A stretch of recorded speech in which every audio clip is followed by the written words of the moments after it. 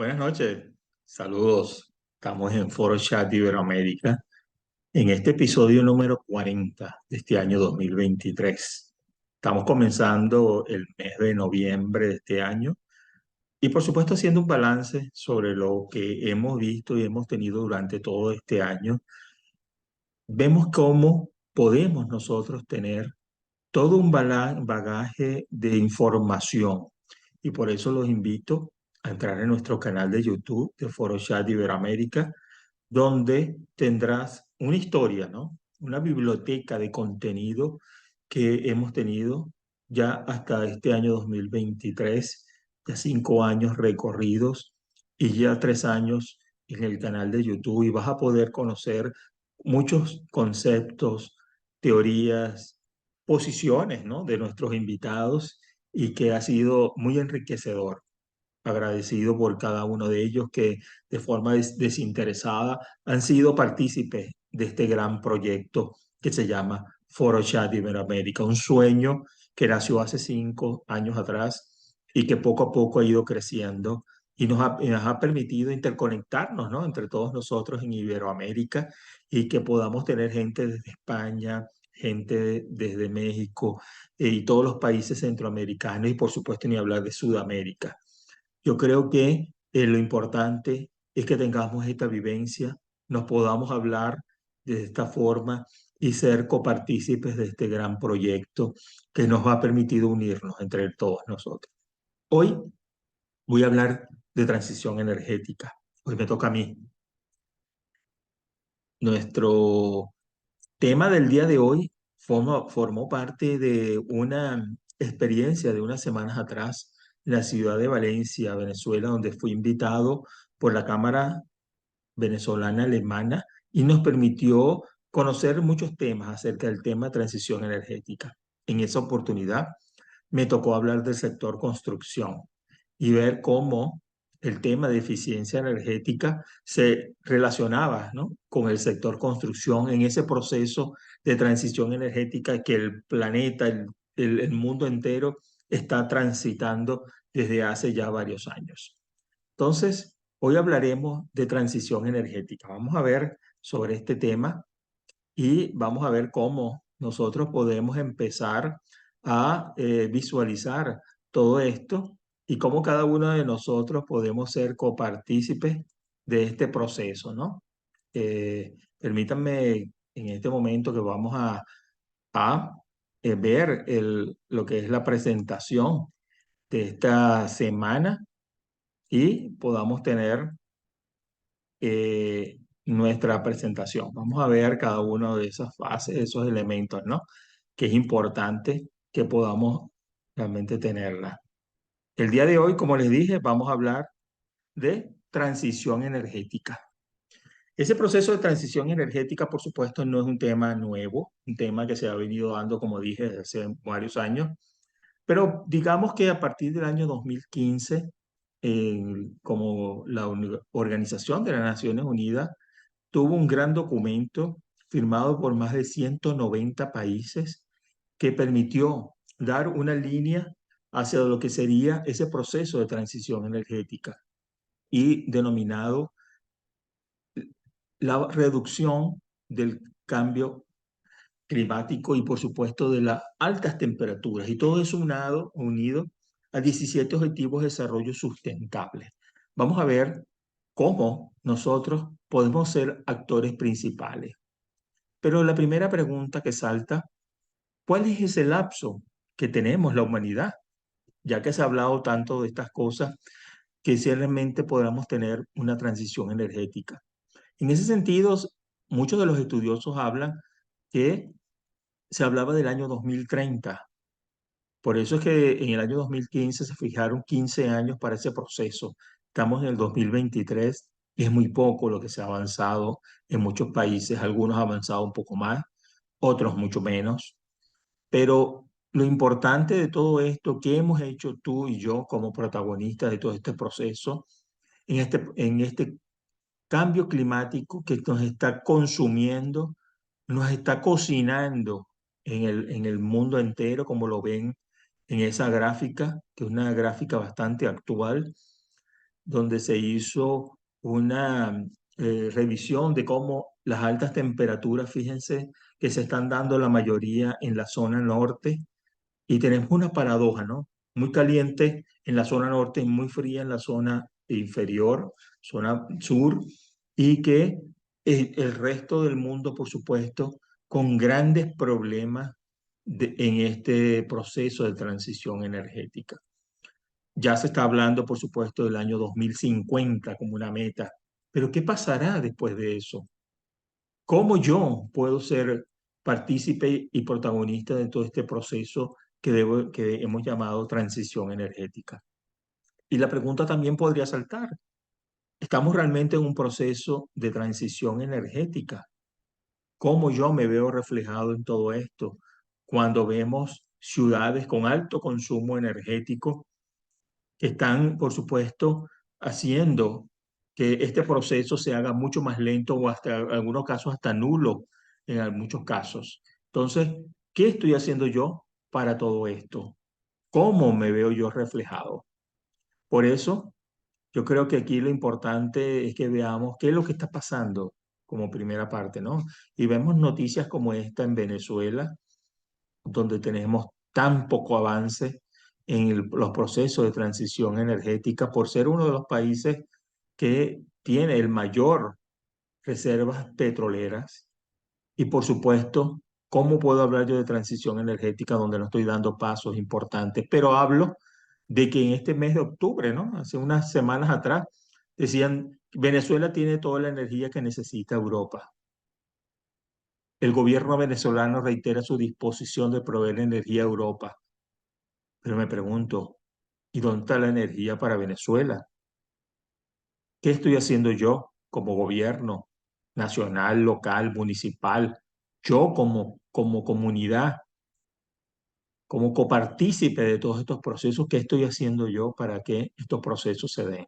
Hoy vamos a ver algunos elementos a tomar en cuenta para que nosotros desde el sector construcción, que somos uno de los mayores problemas que tiene el cambio climático, pues somos una de las mayores exponenciadores de CO2 a la atmósfera. ¿Cómo puedo yo ser copartícipe y protagonista? Donde los profesionales de arquitectura e ingeniería tenemos un rol importante. Otro elemento a destacar en Venezuela, y estamos hablando del mercado de la energía renovable, ¿no? En Venezuela. Fíjese que esta paradoja, cómo hacia el año 2028 yo puedo tener hasta un incremento en el retorno de capital de aquellas inversiones que se hagan en energía renovable y se estima en 3,5. Fíjense cómo, o sea, no estamos haciendo casi nada por el proceso de energía renovable, pero Venezuela tiene con qué. Venezuela tiene potencial y esto se ve reflejado precisamente en tres elementos. Uno, porque el elemento más importante es el uso de la energía hidroeléctrica como uno de los procesos de transición energética, porque es el que tiene elementos centrales. En Venezuela llegamos a tener casi el 100% del consumo venía de la energía hidroeléctrica. La energía hidroeléctrica proveía casi el 100% de la energía que se consumía en el país. Ahora, por supuesto, no llegamos a ese nivel, ni por ahí, ni por muy cerca, pero sin embargo el potencial está. Tenemos un potencial hidroeléctrico importante y nosotros somos importantes procesos, importantes elementos a tomar en cuenta para ello. Me imagino que todos estos procesos también se dan en otros países latinoamericanos. Me gustaría conocer cómo se dan estos procesos y qué está cada uno, cómo se ve reflejado ese proceso de transición energética en cada uno de estos países latinoamericanos. Sin embargo, la pregunta sería, ¿cómo se presenta ese escenario de la transición energética en el sector construcción, que es el que nos toca el día de hoy a cada uno de nosotros? Y por supuesto, muchos de esos elementos es importante, hicimos, ver cómo nosotros en el sector construcción empezamos a compasar lo que se llama el uso del verde dentro de las ciudades, el uso de energías renovables, como por ejemplo que es energía solar, y son parte del proceso de diseño. Por eso aquí es importante que nosotros como profesionales del sector construcción sepamos qué es lo que se está haciendo a nivel mundial y podamos trasladarlo a nuestras ciudades. Sin embargo, también debemos conocer los temas de alta eficiencia energética y vamos a ver cómo se define una edificación con alta eficiencia energética. Ese término de eficiencia energética viene hacia la definición de un edificio energéticamente eficiente y es aquel que minimiza el uso de las energías. Entonces, fíjense, importante el uso y poder yo minimizar ese uso, usar elementos pasivos, por ejemplo, de enfriamiento, energía eólica o energía solar dentro de mi edificación. Y eso, por supuesto, el uso de paredes, de fachadas que puedan minimizar la absorción de calor y que realmente puedan, por supuesto, hacer uso de alta eficiencia energética. A nivel mundial se usa una etiqueta de alta eficiencia energética y que eso va a permitir a mí poder definir. Aquí los invito a los profesionales de arquitectura e ingeniería en Venezuela empezar a entender este proceso de esta etiqueta que puedo empezar a usar como una valoración para que yo desde mi proceso de diseño, construcción y por supuesto de operacionalización y mantenimiento de las edificaciones pueda yo usar procesos de alta eficiencia energética a través de un método sencillo como este, que no expresa más que el consumo de energía en cada una de sus fases. Va desde el menor consumo, que es la letra G, hasta el mayor eficiencia, por supuesto, menor consumo en la letra A. Entonces, fíjense cómo yo puedo empezar a calificar, ¿no? Y a cualificar cómo las edificaciones en condiciones normales de funcionamiento y ocupación también, por supuesto, pueden reducir las emisiones de CO2 en cada una de ellas. Aquí lo importante es que yo pueda hacer y tomar desde la fase de proyecto, puedas incorporar elementos que me puedan definir una edificación de alta eficiencia energética, como incorporar, por ejemplo, los techos verdes y fachadas, por supuesto, pero desde la fase de diseño, que sean realmente protagonistas importantes a nivel de los estudiantes de pregrado y posgrado, que yo pueda realmente tomar en cuenta estos elementos de diseño e incorporarlo a mis edificaciones. Es aquí donde hago un llamado a todas las instituciones educativas incorporen de manera transversal el uso de la sostenibilidad, la transición energética, la transformación digital como elementos importantes del proceso educativo de nuestros profesionales.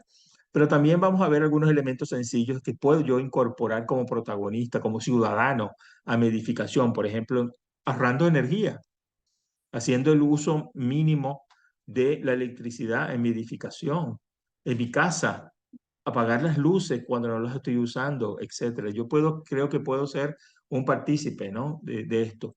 Pero también el uso de grandes ventanales a nivel de diseño que me permitan absorber calor y, por supuesto, transmitirlo hacia internamente de una forma eficiente. También el uso de paredes ecológicas, el uso de azoteas verdes, el uso de paneles solares como sistemas de procesamiento de la energía, ¿no? Pero también otras, ¿no? Y puedo usar otras también que me permitan hacer un uso eficiente de la energía. La reducción de las aguas residuales, donde yo puedo hacer un reuso de ellas, pero también el uso de paredes verdes que me permitan oxigenar la edificación, pero también oxigenar el medio ambiente, devolverle al medio ambiente oxígeno desde mi edificación. Imagínense lo importante de tener una edificación que provee oxígeno y poder devolverlo al medio ambiente. Entonces aquí donde nosotros podemos hacer cómo la transformación digital me puede también ayudar. Entonces, incorporar elementos de este proceso de transformación digital también del sector construcción, que lo hemos escuchado en muchas oportunidades en Foro Chat de Iberoamérica.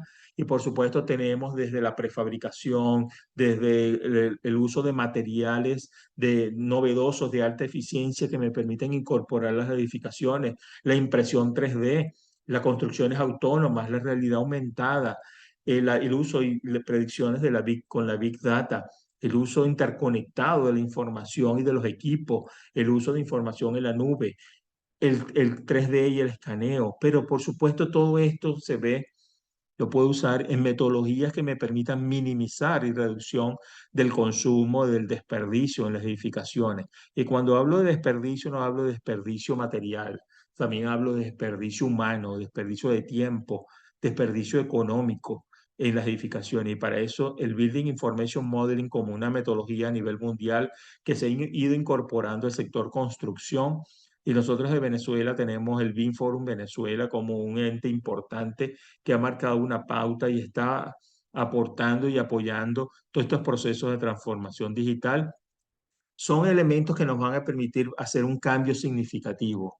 Y este proceso, por supuesto, se ve maximizado, por supuesto, cuando yo me entonces veo cómo puedo ser yo protagonista de todo ello y cómo poder acompasar, ¿no? Lo que ese ambiente, ese medio ambiente con edificaciones donde tengo consumo energético. ¿Cómo puedo yo empezar a entrelazar cada uno de estos elementos?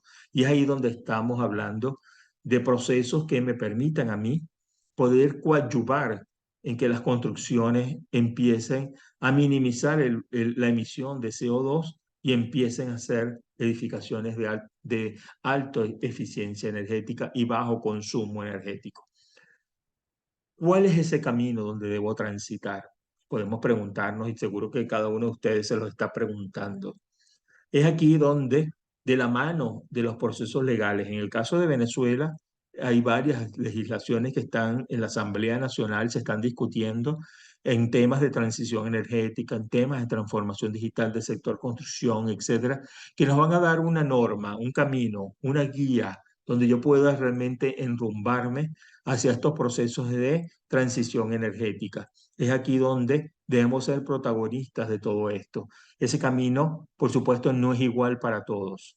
Ese camino es importante que lo vayamos definiendo y lo vayamos acompasando con nuestros saberes, con nuestra decencia, con nuestra forma y que nosotros podamos realmente construir el camino para que nosotros podamos llegar. Pero lo importante es que ese camino sea sin retorno. Estamos caminando acompasados todos y cada uno de nosotros en función de. Y algunos de los elementos que me van a definir ese camino son, primero, la reducción de la contaminación ambiental y el uso de recursos naturales. Segundo, la disminución de los costos de producción de las empresas, pudiendo ser estas hasta más competitivas. Tercero, la disminución de la dependencia energética con el exterior de la edificación, con el medio ambiente. Cuarto, la reducción de los gastos a nivel residencial y en sectores terciarios de alto consumo energético. Quinto, la reducción de la emisión de gases de efecto invernadero, muy importante. Pero para eso debemos conocer qué significa esto y nosotros hacer nuestra propia agenda para poder hacer una reducción del efecto de gases invernaderos. Y creo que eso es importante que nosotros podamos hacer y conocer cómo poder hacerlo. Desde el sector construcción tenemos algunos elementos importantes que lo veamos y cómo podemos transformar nuestras ciudades en ciudades ecológicas, en ciudades verdes. Cómo podemos transformar estas grandes edificaciones y megaciudades en edificaciones que realmente puedan disminuir. Y tenemos un caso que podemos tomarlo como una referencia, que es el caso de Japón. En el año fiscal del año 2019, las emisiones de dióxido de carbono, de CO2, del sector doméstico en Japón disminuyeron por segundo año consecutivo. Fíjense, en la gráfica tenemos cómo desde el año 2017 había un consumo altísimo de la electricidad y se pudo reducir hasta el año 2019 por debajo de 2 toneladas de CO2 equivalente a hogar año. Fíjense, entonces, si se quiere, se puede. Lo importante es que comencemos desde nuestra casa. Por eso traigo este ejemplo del sector doméstico, porque si tenemos una política, tenemos las ganas de hacerlo y sabemos cómo hacerlo, lo importante es que lo hagamos y podamos ser copartícipes de este proceso. Si no, vamos a recurrir a la primera página donde vimos ese mundo caliente que nos estábamos cocinando y nos vamos a seguir cocinando en este mundo. Lo importante, ¿qué acciones tomamos nosotros? Por ejemplo, la incorporación de energías renovables como esta, por ejemplo, la solar en los techos de las edificaciones. Techos sin uso, techos que no tienen ningún tipo de aporte, máxima de, por supuesto, de contribuir al sol y la lluvia, pero que pueden ser reutilizados en uso, como por ejemplo de paneles solares. Pero también tenemos casos importantes donde las edificaciones son fíjense, los más responsables. Hasta llega al 30% del consumo energético global y el 28% de las emisiones de efectos de gases invernaderos y de emisión de CO2. Fíjense cómo el sector construcción y las edificaciones tienen un protagonismo en todo esto. Son parte importante de ese consumo, son las edificaciones residenciales. No se hablan solamente del sector energético, del sector industrial, no, también las edificaciones. Entonces, ¿cómo mi aporte puede llegar a hacer una disminución de ese consumo energético, pero también de la emisión de CO2? Eso es una buena pregunta. Y vamos a ver algunos casos. Cómo yo desde el proceso de construcción, ¿no? Desde la construcción, la operacionalización y el fin de vida y la reutilización de las edificaciones, que es lo como se habla de los procesos de construcción. Vamos a ver cómo este proceso se habla de nuevos en el uso de las emisiones de CO2 y se habla que en el proceso de construcción se habla de carbono embebido y es cuando aquel está incorporado en los materiales del edificio y es generado por el transporte de dichos materiales y durante los trabajos de construcción. Pero hablemos de carbono operacional durante, por supuesto, la construcción y la operacionalización de este activo, que es el que se desprende en la fase de uso del edificio, bien sea por la energía consumida, el reemplazo de materiales o el propio mantenimiento. Y cuando hablemos de carbono embebido residual, cuando ya esté en el reuso de la edificación, es el que podemos reutilizar o reciclar, evitando futuros impactos en edificios nuevos. Por ejemplo, rehabilitando un edificio, reutilizando, reciclando sus materiales. Fíjense entonces cómo puedo empezar a hablar este idioma, ¿no? Nuevo y que me va a permitir incorporar nuevas formas de poder y metodologías que me van a permitir mejorar el consumo energético en las edificaciones. Es por ello que vemos casos como este, que es en Taiwán, donde se habla que esta edificación, la Tao Su Jin Yuan, es el edificio que se come el dióxido de carbono para combatir la contaminación. Fíjense esta paradoja, ¿no? ¿Cómo puede hacer eso? Y es precisamente porque tiene incorporados elementos que me permiten hacer esa reducción y es un edificio de alta eficiencia energética. Cómo yo realmente sí puedo ser copartícipe y yo como protagonista, como arquitecto, ingeniero, puedo tomar decisiones importantes desde las fases de diseño y por supuesto, como dije anteriormente, a las instituciones educativas que también sean protagonistas de este proceso. Casos como este, muchos.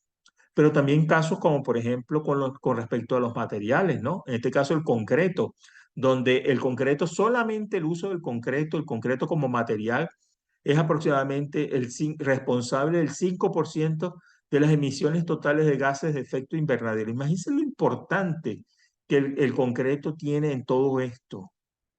Entonces, se ven casos como, por ejemplo, el uso de un concreto con baja emisión de carbono. Y así muchos ejemplos a nivel mundial con otros materiales. Traigo este porque el concreto realmente es el uso extensivo en las edificaciones a nivel mundial, ni se diga en Venezuela y en Latinoamérica. Entonces, ¿cómo puedo empezar a dar un cambio importante en ese mindset, en esa concepción que tengo de los nuevos materiales? Y puedo empezar a hacer, en este caso, uso y materiales como el concreto, ¿no? Que solamente dice ahí, inyectando dióxido de carbono residual en el concreto durante la fabricación. Se puede obtener como bloques, adoquines y muros de contención segmentados. Entonces, fíjense cómo yo incorporándole algo adicional al concreto, pero también con las ganas y procesos que pueda realmente empezar a tomarlos en cuenta y pueda ser parte importante en el diseño de las edificaciones. Para finalizar, vamos a ver algunos elementos, cómo las ciudades se comprometieron a reducir 209 millones de toneladas de CO2 desde la década, ese bienio de 2030 a 2050.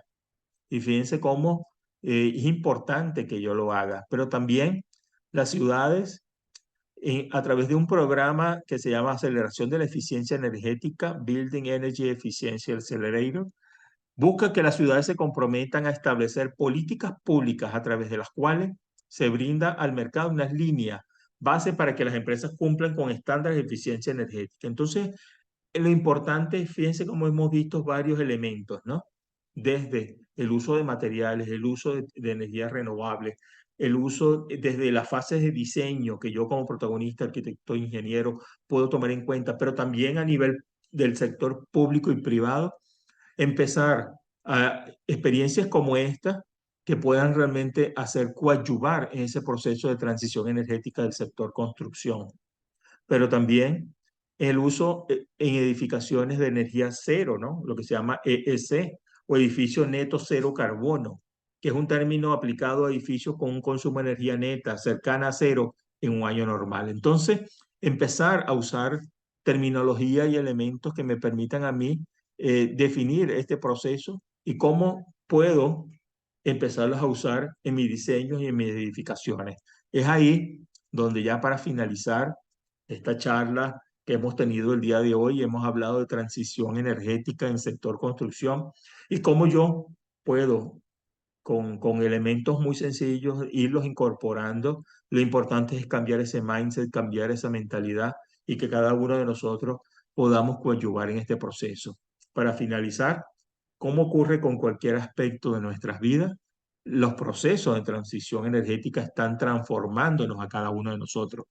Está en nosotros cómo nos convertimos en actores principales de ella.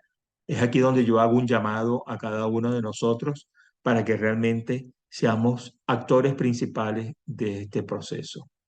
Muchas gracias por habernos acompañado el día de hoy. Espero que esta charla, que fue parte, como dije, del evento de transición energética que se dio hace unas semanas atrás en la ciudad de Valencia, Venezuela, auspiciado por la Cámara Venezolana Alemana, y tuve la oportunidad de llevar estas experiencias allá. Quería compartirlas con cada uno de ustedes en este episodio número 40 de este mes de noviembre del año 2023, y que ya estamos entrando en la recta final de ForoChat Iberoamérica, y que quería dejarles estos tips, estos elementos para que sigamos construyendo estos procesos dentro de cada una de nuestras vidas. Muchas gracias por habernos acompañado el día de hoy. Saludos a todos.